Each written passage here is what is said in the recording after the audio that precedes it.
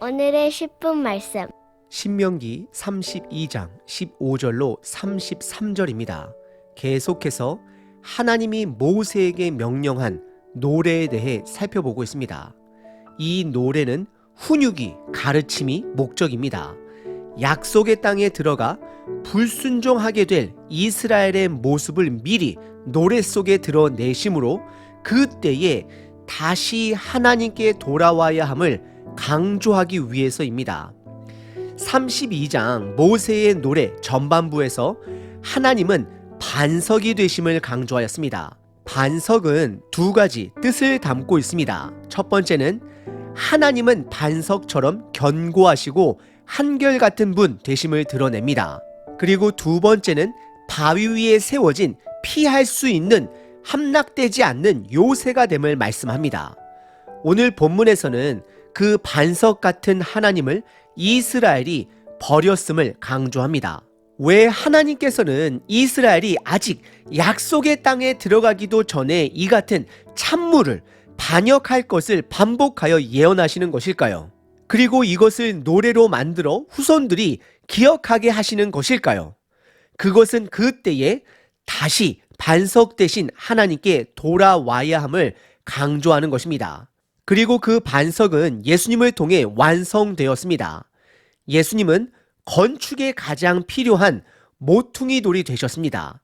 시편 118편 22절에 건축자가 버린 돌이 집 모퉁이의 머릿돌이 되었다라고 기록합니다. 예수님은 이 말씀을 마태복음 21장에서 다시 한번 인용하시며 본인이 오늘 본문에서 말하는 그 반석이 됨을, 모퉁이 돌이 됨을 말씀하십니다. 오늘 본문을 통해 반석 대신 예수님께 돌아가시는 하루 되시길 바랍니다. 오늘 본문은 크게 세 부분으로 구분해 볼 수 있습니다. 첫 번째는 이스라엘의 배반을 예고합니다. 두 번째는 이에 분노하신 하나님의 심판입니다. 그리고 세 번째는 징계의 도구인 이방인들입니다. 첫 번째 부분은 이스라엘의 배반을 예고합니다. 15절부터 18절입니다. 그런데 여수룬이 기름짐에 발로 찼도다. 내가 살이 찌고 비대하고 윤택함에 자기를 지으신 하나님을 버리고 자기를 구원하신 반석을 업신여겼도다. 16절. 그들이 다른 신으로 그의 질투를 일으키며 가증한 것으로 그의 진노를 격발하였도다. 17절. 그들은 하나님께 제사하지 아니하고 귀신들에게 하였으니 곧 그들이 알지 못하던 신들, 근래에 들어온 새로운 신들, 너희의 조상들이 두려워하지 아니하던 것들이로다. 18절. 너를 낳은 반석을 내가 상관하지 아니하고 너를 내신 하나님을 내가 잊었도다 라고 기록합니다. 15절에 특이한 단어 하나가 등장합니다. 그것은 여수룬입니다. 여수룬이 기름짐에 발로 찼다라고 말을 합니다. 이 여수룬은 이스라엘을 상징합니다. 여수룬의 뜻은 하나님의 속성으로 의로운 자라는 뜻을 담고 있습니다. 그래서 이거는 두 가지로 해석할 수 있습니다. 첫 번째는 하나님의 속성인 의로움을 닮아야 할 이스라엘 백성이 하나님을 닮지 못하고 하나님을 버렸다라는 것입니다. 그리고 두 번째 해석은 하나님은 여전히 이스라엘을 의로운 자로 불러주신다라는 것입니다. 이것은 그들이 다시 의로운 자로 돌아와야 함을 말하고 있다라는 것입니다. 여수룬은 이스라엘은 살이 찌고 삶이 윤택해지니 반석 대신 여호와 하나님을 버렸고 업신여겼다라고 기록합니다. 그리고 16절에서는 구체적으로 그들이 우상 숭배를 함으로 하나님을 버렸고 그로 인해 하나님의 진노가 시작되었다라고 기록합니다. 그리고 17절에서는 그들은 더 이상 하나님께 제사도 드리지 않고 오히려 우상들에게 제사를 드린다라고 기록합니다. 그리고 18절에서는 다시 한번 하나님을 반석으로 표현하며 이스라엘을 낳은 그 반석을 잊어버렸다라고 기록을 합니다. 오늘 본문의 첫 번째 부분은 이스라엘의 반역입니다. 하나님은 약속의 땅에 들어갈 이스라엘 백성들에게 미리 그들의 반역에 대해 예고하고 있고 경고하고 있습니다. 왜냐하면 그때에 다시 반석 되신 하나님께 돌아와야 하기 때문입니다. 두 번째 부분은 이에 분노하신 하나님의 심판입니다. 19절부터 25절입니다. 그러므로 여호와께서 보시고 미워하셨으니 그 자녀가 그를 경노하게 한 까닭이로다. 20절 그가 말씀하시기를 내가 내 얼굴을 그들에게서 숨겨 그들의 종말이 어떠함을 보리니 그들은 심히 패역한 세대요 진실이 없는 자녀이미로다.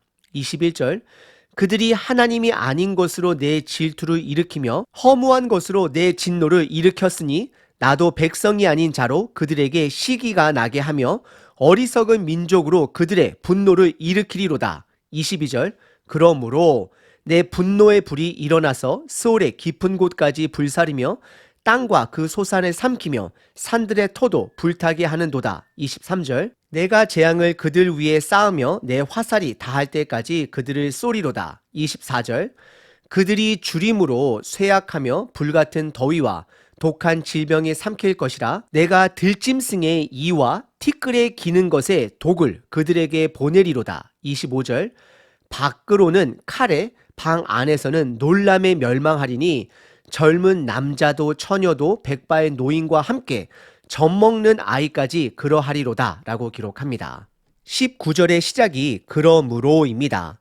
이스라엘이 반석 대신 하나님을 버림으로 하나님이 그들을 미워하셨고 분노하기 시작했다라고 기록합니다. 그리고 20절에 하나님은 본인의 얼굴을 이스라엘에게서 숨기시겠다라고 말씀하십니다. 그들이 하나님을 찾아도 하나님께서 답하지 않을 것을 이렇게 표현하고 계십니다. 그리고 21절에 이스라엘이 우상, 잡신들을 따랐으니 그 다른 민족으로 이스라엘을 칠 것을 경고하십니다. 그리고 22절에 하나님의 분노, 심판은 지옥이라 여겨지는 스올의 깊은 곳까지 임할 것을 경고하십니다. 그리고 23절서부터 25절까지 멈추지 않을 하나님의 심판에 대해 경고합니다. 예를 들어 24절에 독한 질병에 삼켜질 것이고 들짐승의 이와 여러 균들이 그들에게 보내져 집 밖에서는 적들의 칼에 집 안에서는 하나님의 재앙으로 남녀노소 모두가 하나님의 심판을 받게 될 것을 경고하고 있습니다. 오늘 본문의 두 번째 부분은 하나님의 심판이 반드시 있을 것을 말씀하십니다. 세 번째 부분은 징계의 도구인 이방인들입니다. 26절부터 33절입니다. 내가 그들을 흩어서 사람들 사이에서 그들에 대한 기억이 끊어지게 하리라 하였으나 27절 혹시 내가 원수를 자극하여 그들의 원수가 잘못 생각할까 걱정하였으니 원수들이 말하기를 우리의 수단이 높으며 여호와가 이 모든 것을 행함이 아니라 할까 염려함이라. 28절 그들은 모략이 없는 민족이라 그들 중에 분별력이 없도다. 29절 만일 그들이 지혜가 있어 이것을 깨달았으면 자기들의 종말을 분별하였으리라. 30절 그들의 반석이 그들을 팔지 아니하였고 여호와께서 그들을 내주지 아니하셨더라면 어찌 하나가 천을 쫓으며 둘이 만을 도망하게 하였으리요. 31절 진실로 그들의 반석이 우리의 반석과 같지 아니하니 우리의 원수들이 스스로 판단하도다. 32절 이는 그들의 포도나무는 소돔의 포도나무요 고모라의 밭의 소산이라. 그들의 포도는 독이 든 포도이니 그 송이는 쓰며. 33절 그들의 포도주는 뱀의 독이요 독사의 맹독이라 라고 기록합니다. 26절에 하나님께서 이스라엘을 다른 민족들 가운데서 흩어지게 하셨으나 27절에 혹시 심판의 도구인 이방 나라가 스스로 교만하여져서 그들이 하나님을 이겼다 생각할까봐 그들에게 또한 심판을 내릴 것을 말씀하십니다. 그래서 28절에 심판의 도구인 이방 민족을 향하여 너희들은 분별력이 없어 하나님의 일을 보지 못하는 자들이다 라고 말하고 있습니다. 그리고 29절에 그들 또한 본인들의 심판을 보지 못하는 자들로서 심판이 그들에게 임할 것을 말씀하십니다. 그리고 30절서부터는 조금은 이해하기 어려운 표현들입니다. 30절에 등장하는 그들의 반석은 여호와 하나님을 말씀하십니다. 하나님이 허락하지 않으면 심판의 도구인 이방 나라가 이스라엘을 칠 수 없다라고 30절에서 말하는 것입니다. 하나님이 허락하셨기 때문에 심판인 도구인 이방 나라가 이스라엘을 칠 수 있었다라고 말하는 것입니다. 그리고 31절에 등장하는 그들의 반석은 여호와 하나님이 아닌 그들의 우상들을 말합니다. 그들의 우상들은 온전한 반석 대신 하나님과 비교할 수 없다라고 말씀하고 있습니다. 그리고 32절에 심판의 도구인 이방 나라들을 포도나무다라고 말하며 이 포도나무는 이스라엘을 상징하는 포도나무와는 조금 다른 소돔의 포도나무요 고모라의 밭의 소산이다라고 기록합니다. 소돔과 고모라 도시에 의인 10명이 없어서 멸망당할 때에 그들은 그 멸망을 예측하지 못했습니다. 이들 또한 하나님의 심판이 그들에게 임할 것을 깨닫지 못하는 자들이 됨을 말씀하고 있습니다. 그리고 33절에 그들이 누리게 되는 그 포도주는 겉으로 보기에는 좋아 보이지만 뱀의 독이요 맹독이 될 것을 노래합니다. 오늘 본문의 세 번째 부분은 징계의 도구인 이방인들의 최후입니다. 오늘 본문은 하나님이 모세에게 명령한 노래의 한 부분입니다. 이스라엘은 반석 대신 하나님을 버렸고 이로 인해 하나님은 이방인들의 심판의 도구로 이스라엘을 심판할 것을 노래로 말씀해 주십니다. 그리고 더 나아가 심판의 도구 또한 하나님의 심판으로 멸망당할 것을 말씀하십니다. 하나님은 이것을 노래로 만들어 이스라엘 후손들에게 기억하게 하십니다. 왜 그러셨을까요? 하나님께 돌아오게 하기 위해서입니다. 하나님은 저와 여러분들에게 마지막 반석을 보내주셨습니다. 그분은 바로 예수 그리스도 되십니다. 구약 사람들은 구세주가 한 번 올 것으로 알았습니다. 하지만 저와 여러분들은 예수님의 가르침을 통해 구세주가 2번 오셔야 할 것을 알고 있습니다. 예수님의 첫 번째 오심은 죄를 해결하기 위해서 오셨고 하나님의 나라를 시작하기 위해서 오셨습니다. 그리고 그분의 두 번째 오심은 심판과 구원을 완성하기 위해 오실 것입니다.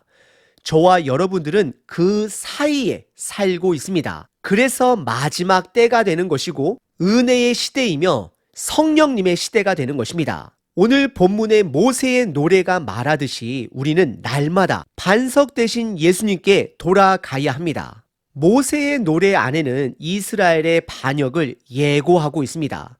이 예고는 저와 여러분들의 불순종 또한 예고하고 있다는 것입니다.